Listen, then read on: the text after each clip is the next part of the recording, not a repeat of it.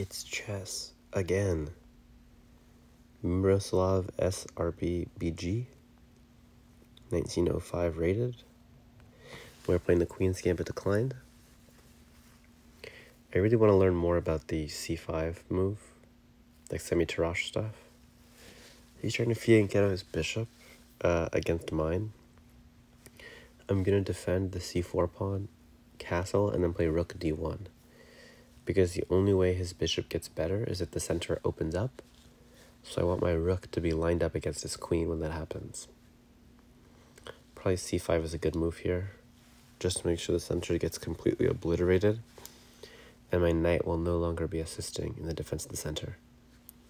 This is a similar concept, except for I can castle here, because on takes I take with the queen defends, and I still have rook d1. Also notice that his c-pawn is now a little bit backward, right? Because it's blocked in by the knight. So bishop f4 I think comes with more impact now. Yeah, probably bishop f4 is good here. Do I have to worry about knight h5? I don't think so. I'm just going to stick to the plan now, stick to the program. And now maybe even we can take at some point. Now the question is, where does my knight belong?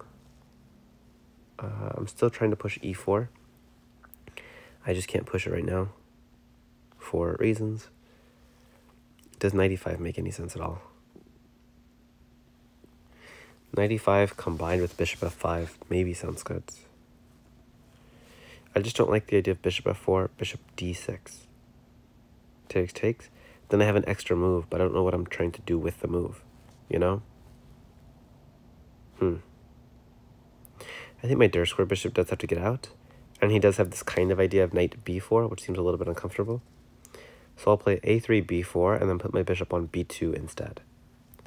I'm delaying the development of my lead squared knight, of my b1 knight. I don't really want to put it on d2, that blocks my rook. And I don't really want to put it on c3 because it blocks my queen. So, kind of a sticky situation. I think this move is good for me because now I can take. And I think taking with the queen is bad for him. Taking with the pawn is bad because now his bishop is so sad, right? Doesn't his bishop just feel terrible? So now probably I develop my bishop to f5.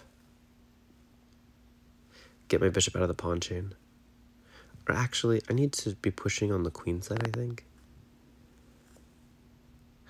So many choices. I'm not going to do this move. Stopping, hopefully, a5. And I'm really trying to zero in on this. See, now I think I'm starting to make progress.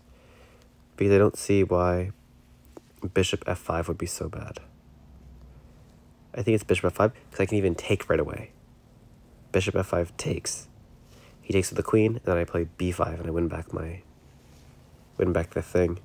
So I think this is right. My knight even can go in. Wait a second. So why can't I take the pawn?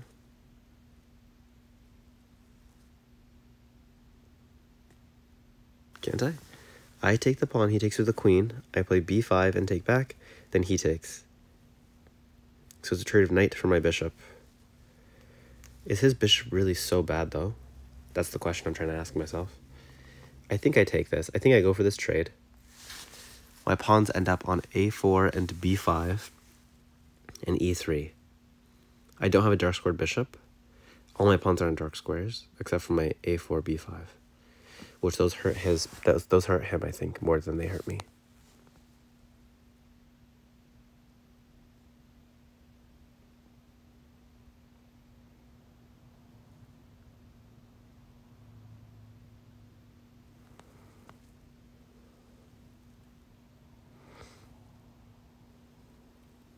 So he's +2 for the moment, but then I'll get my +2 back. Oh, I forgot my things. Dang it. I don't know. I think I still believe. I think I'm still a believer. Still a believer. I have to be a little bit careful. His rook's gonna show up at some point. I was gonna go knight to e5, but that's a terrible move. It frees him. I don't want him to be free. I want him to be enslaved. Yeah.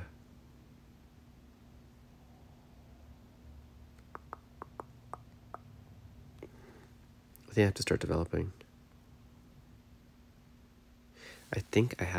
developing. Because I'm behind in that regard. Here, inviting knight c3. I'll play rook e1.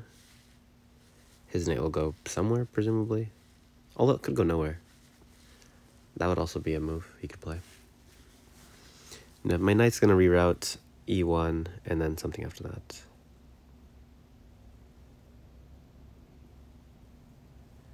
I think I take this.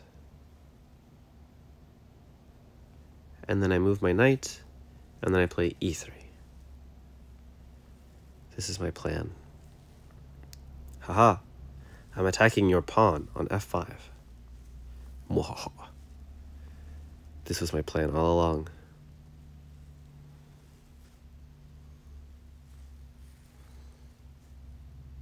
And now e5, right?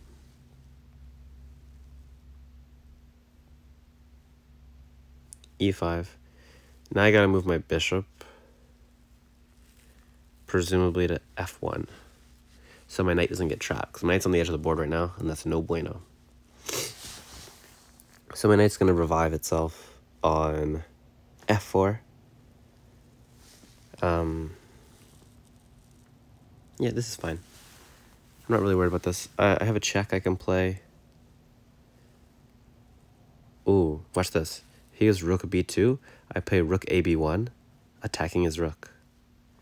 And if his rook goes to a2, there's this tricky, like, the bishop lands on c4 stuff happening. So I can make use of that somehow. I think the way to make use of it is if, yeah, there you go. He gets off the line pretty quickly. I would generally agree with that strategy. I really got to make sure his rooks don't get too good. So I think we have to go this way and up. I think this is the way. My king belongs on g3. Oh, he's rushing. That's scary.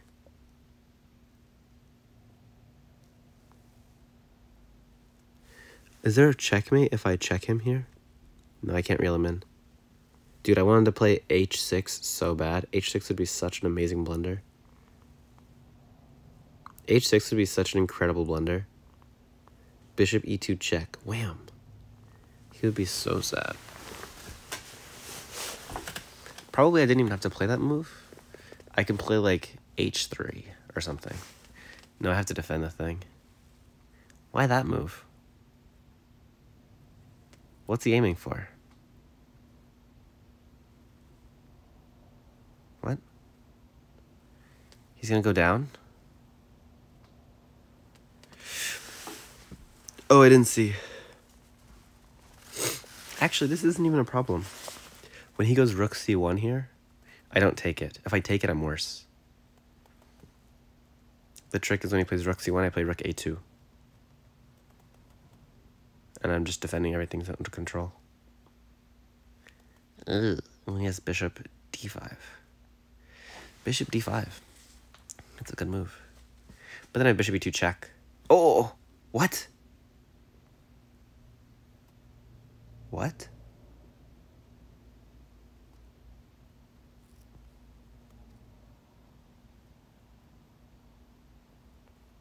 I can't believe it. I can't believe that. He actually played h6, and it's because I noticed it earlier. See, I'm gonna post this video, and I want my chess students to see this.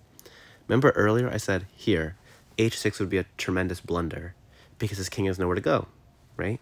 So bishop e2 check, he'd have to give up the rook, right? Which is no good. So I play these moves, and then he plays h6. And I'm like, dang, if only I could get my rook off the square, and if e2 is undefended, I can put my bishop on e2 check, and it's checkmate. So I takes, and then this is an advantage for me when I play rook c1, because now I get the c file for free. But, so it looks like, oh, you're winning the game, but he's not. You can just move your rook away. The point is that if you move your rook away, though, then I can either follow you if I want to with the rook, and it's a draw, or I can put my rook up on, like, c7, and I can actually advance and win pawns and, like, do good work. So, like, for example, here, I'll just show you. For example, here, if he plays, let's see, is this better? So I was worse. Then he plays h6, and I'm better. Rook c2, rook c2, rook c1, best move. He can't take because checkmate, so he's got to play rook a2. This is literally the line I was just going over. I thought here was good. F4, and this is a good move by him. This is a really good move. Why can't I go king this way? Bishop d5. Oh, and the nasty check. Yeah, you can't take with the king, like you want to take with the king. The problem is you're hanging, well, you can't take with the pawn, because now this comes with check. No bueno. You can't really take here, because on rook f2, that's check. So your king's kind of in the perfect spot, and you don't want it to move, and he's asking you to move it. Politely, but he's still asking you. If you go backwards, still bishop d5. And now, by playing f4, he's actually made it so now bishop e2 doesn't work. So if we played here, let's say we play some random move and I play bishop e2, he could just shut me down with f3. Now it says I'm winning. Now don't worry about that, but that's just, yeah. Wait, why am I winning? Just to be curious. If here, here, here.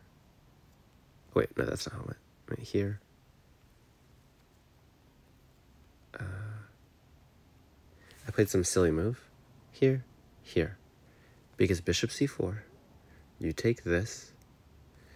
Oh, just your rook's hanging, right? Or your bishop's hanging. Is that not it? Yeah, I was attacking a bishop. Anyway, that was crazy that it ended like that. Here he goes back, and I'm not winning, but I am better. And it says bishop c4 is strong. Bishop c4. Let's say he takes now. Then bishop e2. Same checkmate. Same checkmate. So his rook has to stay on the line. That's why it recommends f4. And it's the same tricks we saw before where my king doesn't really want to move from where it's at. And I can't go backwards. I can't go sideways. Oh, if I play king h3, there's this check on the back row, right? And if I go here, I think f3, right? No. Because he's still getting checkmated. Wow. Anyway, a little bit complicated, but he blundered. A move like rook c1 it comes out of nowhere. It looks like a mouse slip or something, right? Like it looks like I meant to play rook d1 and push my d-pawn. He just took it without thinking, and then it's mate. Crazy. But yeah, I was really happy about this, actually. The best move here is bishop c4, f4. f4 really bugs me. Here, here. I don't like this position. King e5. And it's like I'm getting queens or something. Rook f5 check is good. King e6. Bishop here. King e7.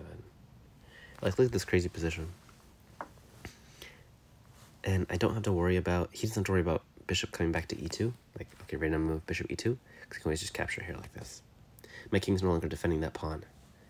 So, yeah. Yeah, crazy position. And if you guys were wondering where my opponent's from, he's from Serbia.